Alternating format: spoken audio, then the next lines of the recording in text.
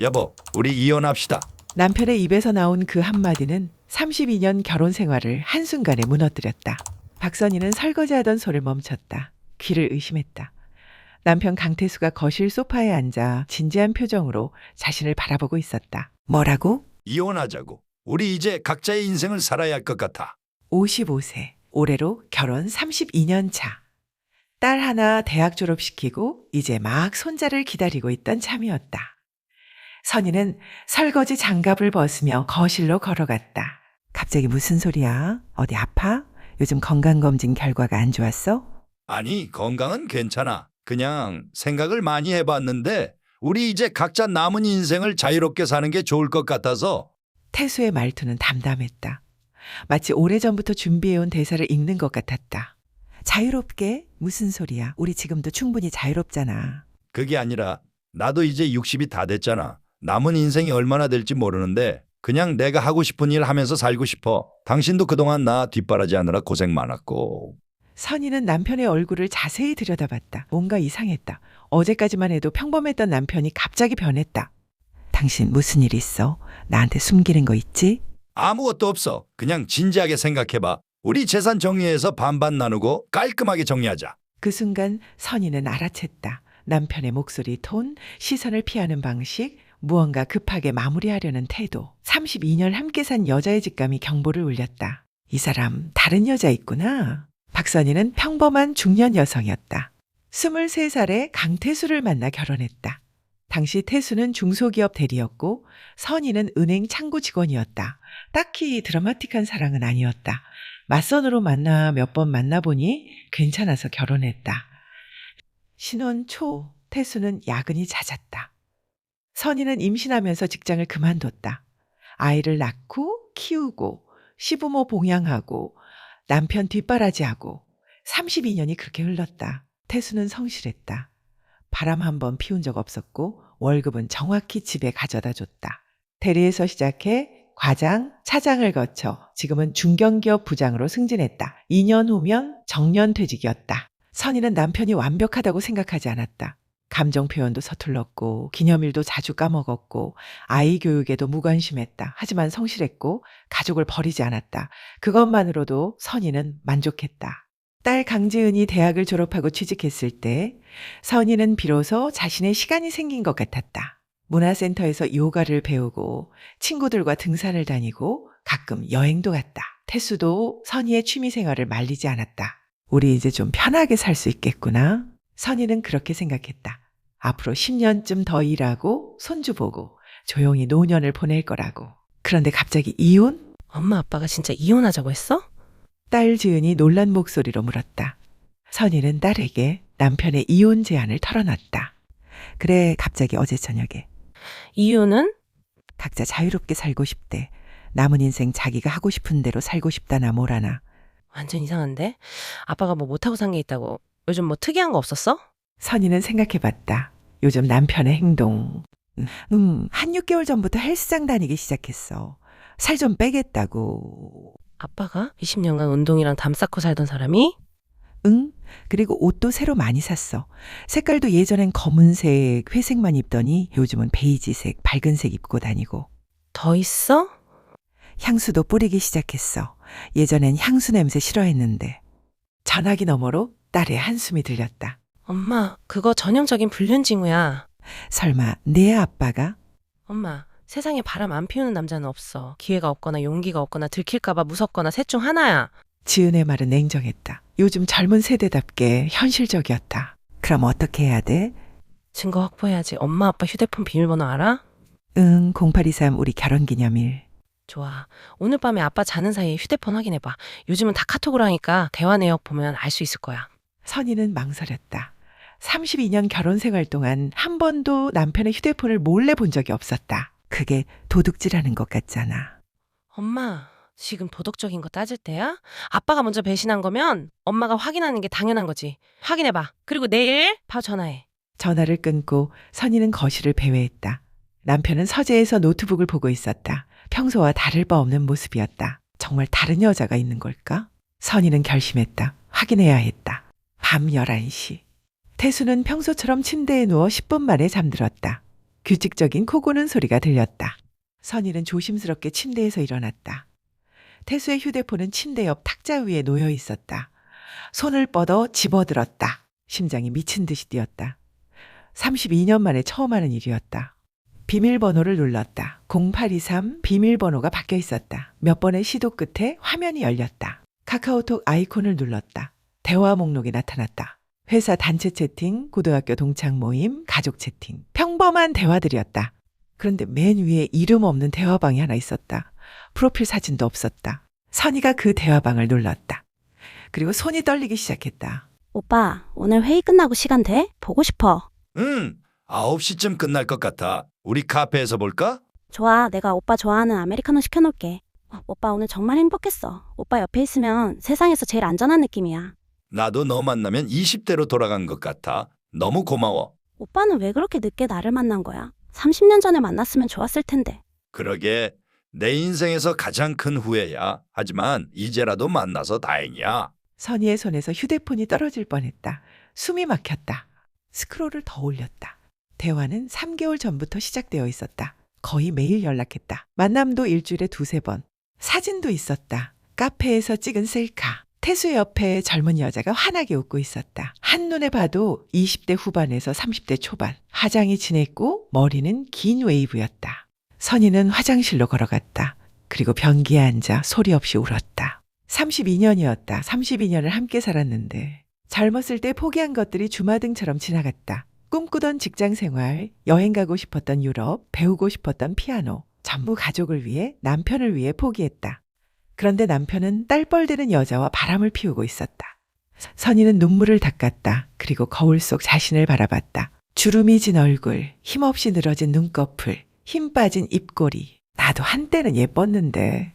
선희는 휴대폰으로 대화 내용을 전부 캡처했다. 사진도 저장했다. 증거는 충분했다. 그리고 결심했다. 끝까지 가보자. 다음 날 오전, 선희는 딸 지은을 만났다. 지은은 강남의 한 광고회사에서 일하고 있었다. 점심시간을 이용해 회사 근처 카페에서 만났다. 엄마, 확인했어? 응. 선희가 휴대폰을 꺼내 캡처한 이미지들을 보여줬다. 지은의 얼굴이 굳어졌다. 아, 이 개새. 지은아, 욕은? 엄마, 지금 그게 중요해? 저 여자 봐. 나보다 어린 것 같은데? 지은이 사진을 확대했다. 엄마, 이 여자 누군지 알아봐야 해. 어디서 만났는지, 뭐 하는 사람인지. 어떻게?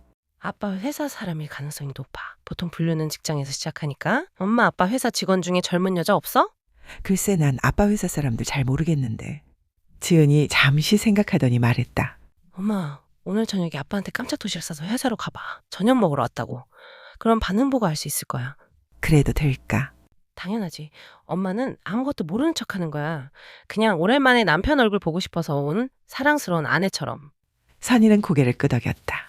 알았어. 그렇게 할게. 그리고 엄마, 한 가지 더. 뭔데? 변호사 선임해야 해. 이혼 전문 변호사. 아빠가 먼저 이혼 제안했으니까 분명 뭔가 준비하고 있을 거야. 재산 빼돌리거나 그럴 수도 있어. 선희의 얼굴이 창백해졌다. 재산을? 응, 그러니까 엄마도 준비해야 해. 우리 집 재산이 얼만지, 예금이 어디 있는지, 부동산은 뭐가 있는지 전부 파악해. 알겠어. 지은이 어머니의 손을 꽉 잡았다. 엄마, 당하고는 있으면 안 돼.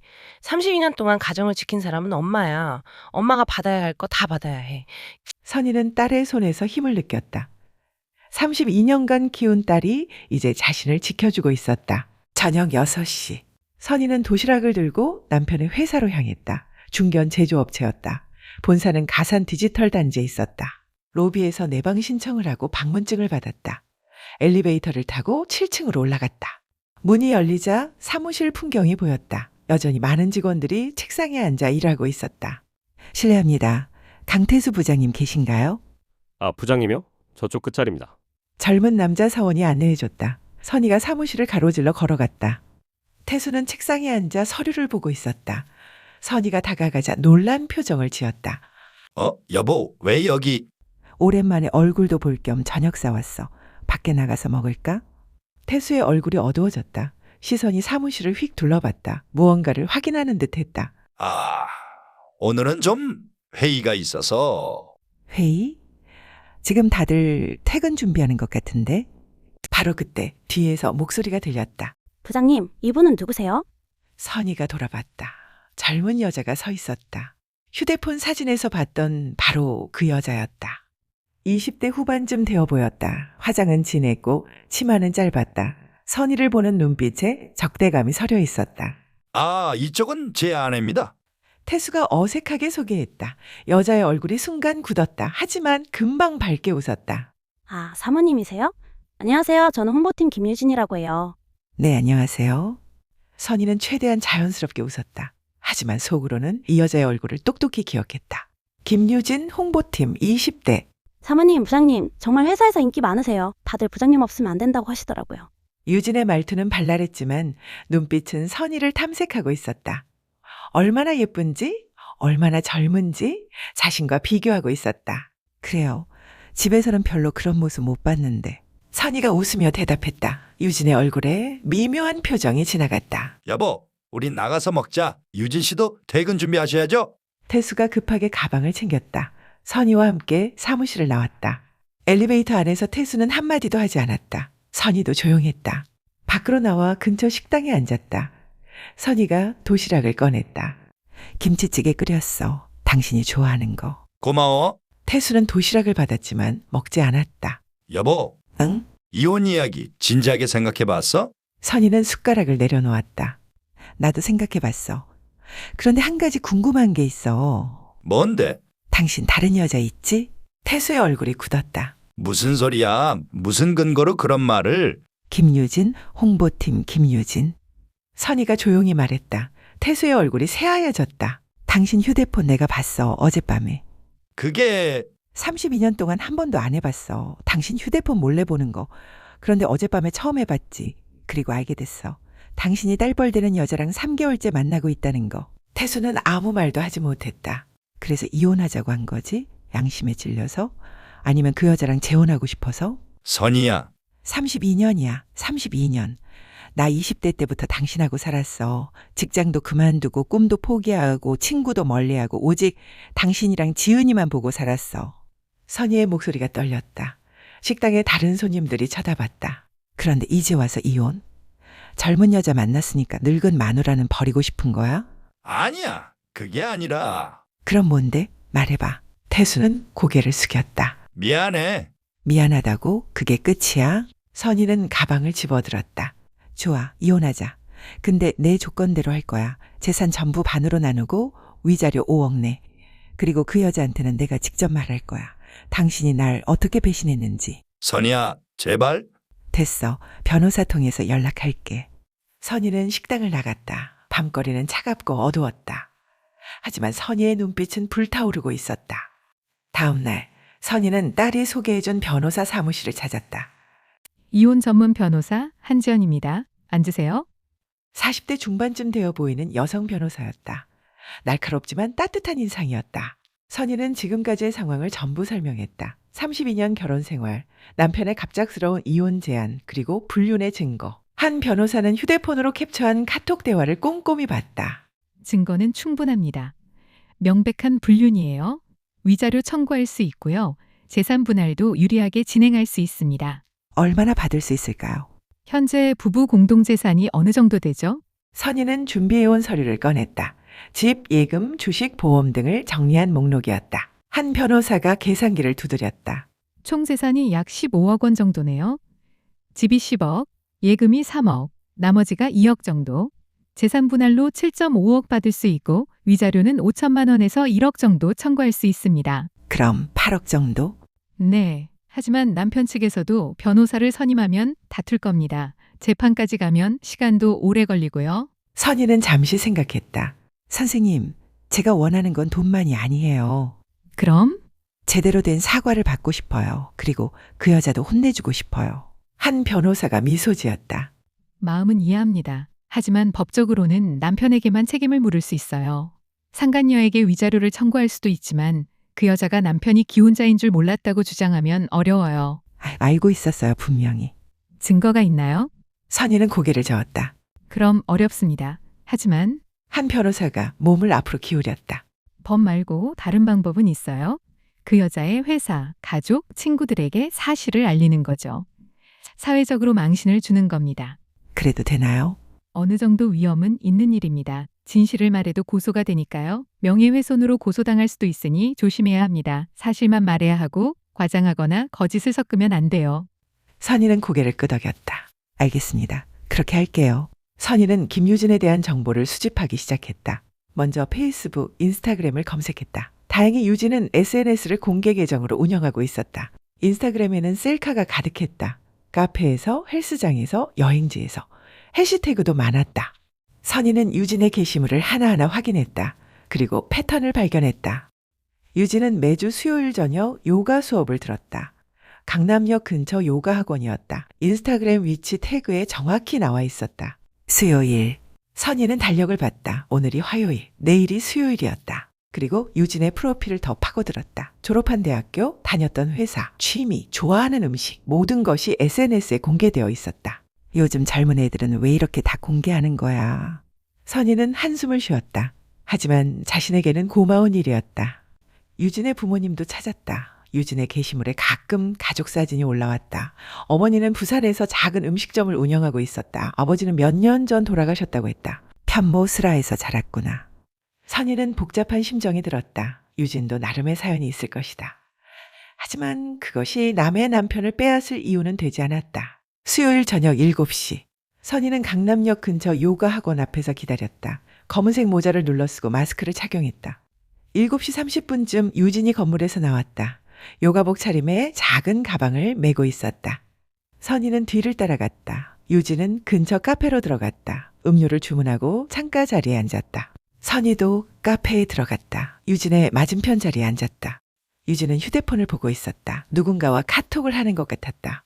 얼굴에 미소가 번졌다. 아마 우리 남편이겠지. 선희는 숨을 깊이 들이마셨다. 그리고 마스크를 벗었다. 유진 씨. 유진이 고개를 들었다. 선희를 보자 눈이 커졌다. 사모님? 네, 저예요. 강태수 부장 아내. 유진의 얼굴이 굳었다. 주위를 둘러봤다. 도망갈 궁리를 하는 것 같았다. 앉아요. 도망가지 마시고. 할 말이 있어요. 저는 바빠서. 10분만 이야기해요. 10분만. 선희의 목소리는 차분했지만 단호했다. 유진은 어쩔 수 없다는 듯 다시 앉았다. 유진 씨 몇 살이에요? 29이요. 그럼 우리 딸이랑 동갑이네요. 유진이 아무 말도 하지 못했다. 유진 씨 어머니가 부산에서 음식점 하시죠? 혼자서 당신 키우시느라 고생 많이 하셨을 거예요. 어떻게 그걸. 유진의 얼굴이 창백해졌다. 유진 씨, 당신 어머니가 알면 뭐라고 하실 것 같아요? 딸이 유부남이랑 바람 피운다는 걸? 저는 32년이에요, 32년. 제가 그 남자랑 산 시간이 당신이 태어나기도 전부터 우리는 부부였어요. 선희의 목소리가 떨렸다. 당신이 뭐가 부족해서 유부남을 만나요? 젊고 예쁜데 얼마든지 좋은 남자 만날 수 있잖아요. 사랑해요. 유진의 목소리는 작았다. 뭐라고요? 부장님을 사랑해요. 처음엔 저도 그냥 회사 선배라고 생각했어요. 근데 자꾸 신경 쓰이고 보고 싶고 어쩔 수 없었어요. 선희는 헛웃음이 나왔다. 사랑? 그게 사랑이에요? 그건 그냥 나이든 남자한테 느끼는 안정감일 뿐이에요. 아버지가 일찍 돌아가셔서 아버지가 그리웠던 거죠. 아니에요. 진짜 사랑해요. 유진의 목소리가 커졌다. 주변 사람들이 쳐다봤다. 부장님은 저를 정말 소중하게 대해줘요. 제 말을 들어주고 제 꿈을 응원해주고. 사모님은 그런 거 없었죠? 그냥 밥 해주고 빨래 해주는 아줌마였을 뿐이죠? 그 순간 선희의 손이 움직였다. 찰싹 유진의 뺨을 때렸다. 카페가 조용해졌다. 모두가 이쪽을 바라봤다. 당신이 뭘 안다고 그런 말을 해? 선희의 목소리는 낮았지만 분노로 가득 차 있었다. 32년 동안 내가 뭘 했는지 당신이 알아?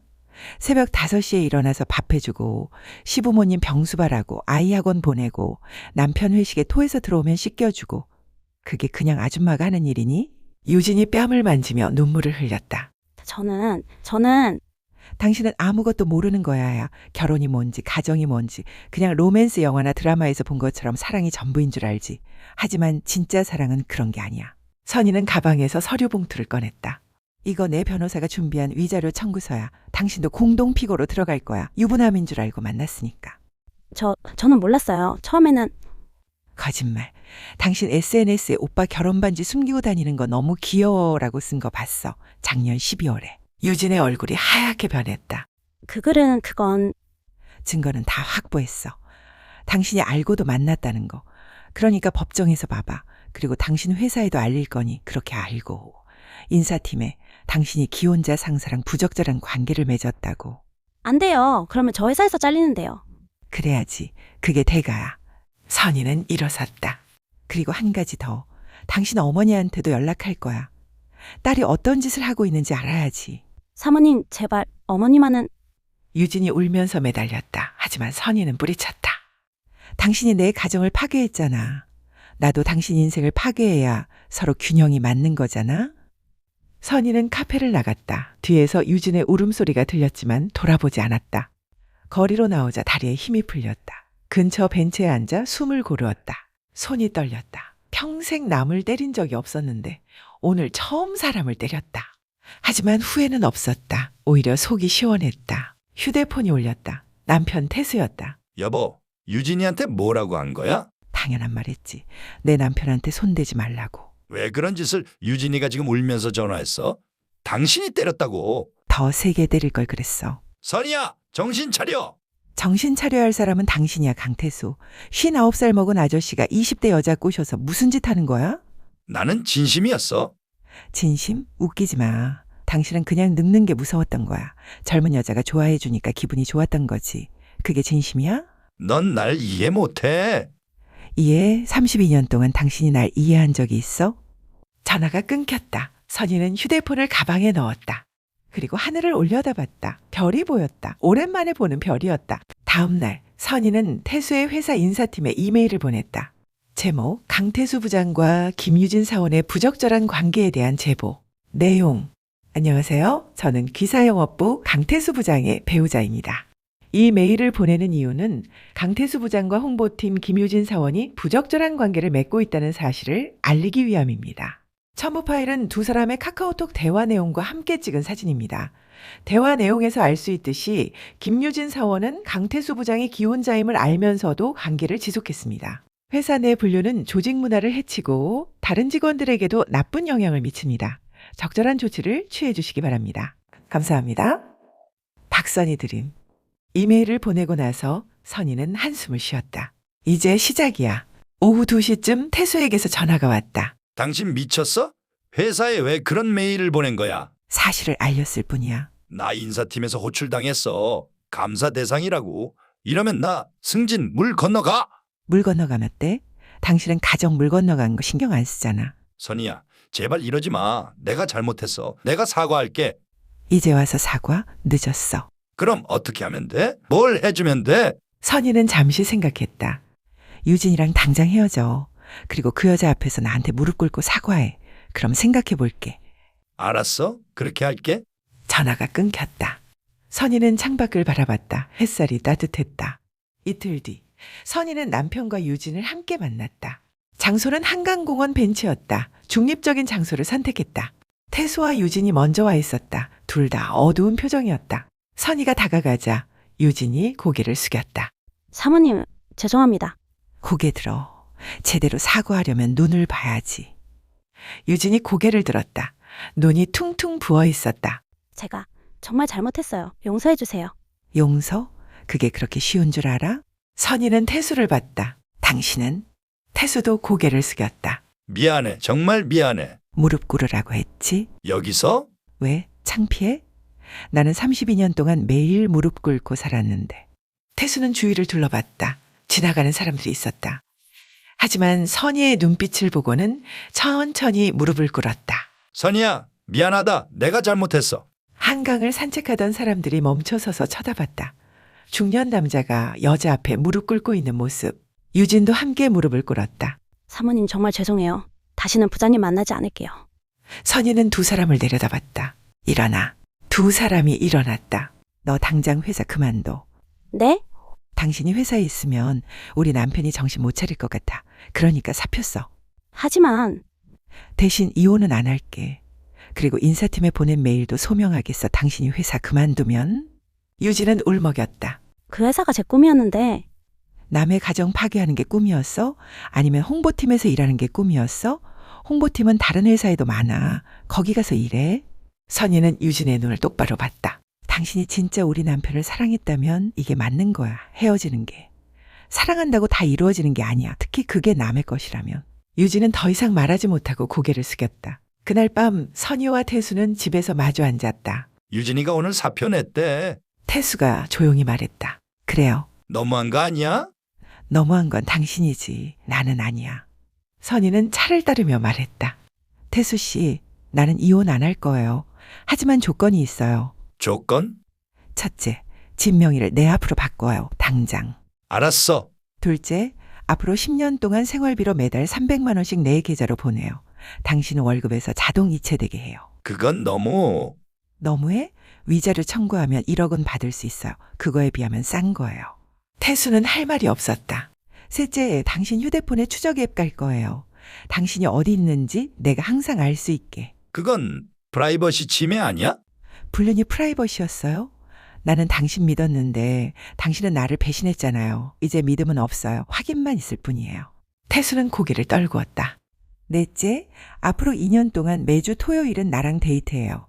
영화 보러 가든지 전시회 가든지 여행 가든지 무조건 나랑 함께. 알았어. 다섯째, 선희는 잠시 말을 멈췄다. 다섯째, 매일 저녁 나한테 사랑한다고 말해요.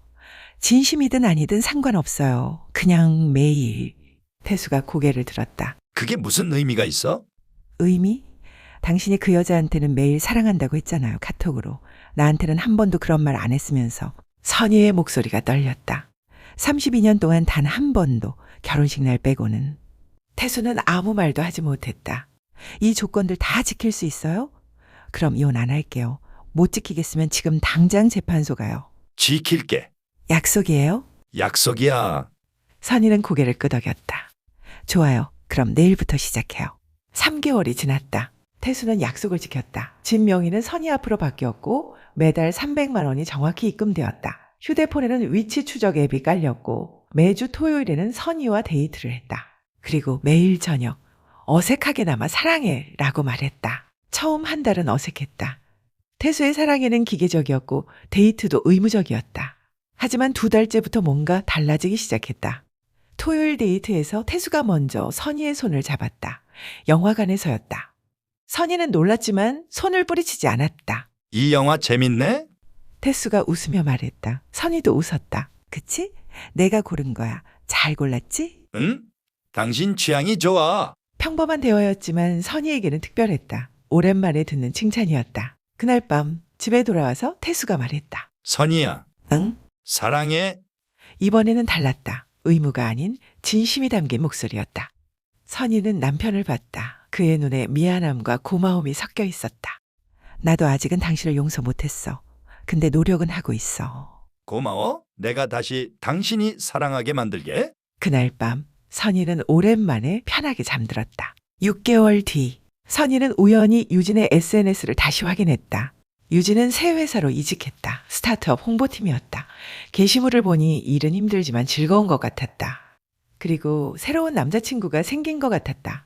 젊은 남자와 함께 찍은 사진이 올라와 있었다. 해시태그에 새로운 시작 행복이라고 쓰여 있었다. 선희는 미묘한 기분이 들었다. 질투? 아니었다. 안도감이었다. 저 애도 이제 제 인생을 사는구나. 1년이 지났다. 선희와 태수는 제주도로 여행을 갔다. 딸 지은이 선물한 패키지 여행권이었다. 바닷가를 걸으며 태수가 말했다. 선희야, 나 하나 물어봐도 돼? 뭔데? 그때 왜 이혼 안 한 거야? 분명히 나한테 엄청 화났었잖아. 이혼하고 위자료 받는 게 더 나았을 텐데. 선희는 잠시 생각했다. 글쎄 나도 잘 모르겠어. 화는 났지만 당신이랑 산 32년이 아까웠나 봐. 32년? 응, 32년을 함께 살았는데 그걸 그냥 버리기는 아까웠어. 물론 당신이 날 배신한 건 용서 못해. 아직도 가끔 그 생각하면 화나. 선희는 파도를 바라보며 말을 이었다. 근데 그것만이 다가 아니잖아. 32년 동안 좋은 일도 많았어. 지은이 낳았을 때, 처음 집 샀을 때 함께 울고 웃었던 순간들, 그것들까지 버릴 수는 없었어. 태수는 선희의 손을 잡았다. 고마워. 나 같은 놈 용서해줘서. 용서는 아직이야. 근데 다시 시작은 할 수 있을 것 같아. 다시 시작? 응. 32년 전으로 돌아갈 수는 없어. 그때의 우리는 아니니까. 근데 새롭게 시작할 수는 있잖아. 33년 차 부부로. 태수가 웃었다. 33년 차 신혼부부? 그래, 그런 셈이지. 두 사람은 나란히 바다를 바라보며 걸었다. 석양이 지고 있었다. 하지만 어둠은 두렵지 않았다. 함께였으니까. 2년 후 할머니, 할아버지. 5살 손자 민준이가 뛰어왔다. 선이는 손자를 안아 올렸다. 우리 민준이 오늘 유치원 재밌었어? 네, 그림도 그렸어요. 태수가 옆에서 손자의 머리를 쓰다듬었다. 우리 민준이 그림 잘 그리네. 딸 지은이가 웃으며 다가왔다. 엄마, 아빠, 오늘도 봐주셔서 감사해요. 당연하지, 우리 손주인데. 저녁 식사를 함께하고 지은 가족이 돌아갔다. 선이와 태수는 거실 소파에 나란히 앉았다. 피곤하지? 태수가 물었다. 좀 더 행복해. 나도. 태수가 선이의 어깨를 감쌌다. 선이야. 응? 사랑해. 이제는 자연스러웠다. 매일 밤 하는 말이었지만 매번 진심이었다. 나도 사랑해. 선이도 대답했다. 그리고 이제는 진심이었다.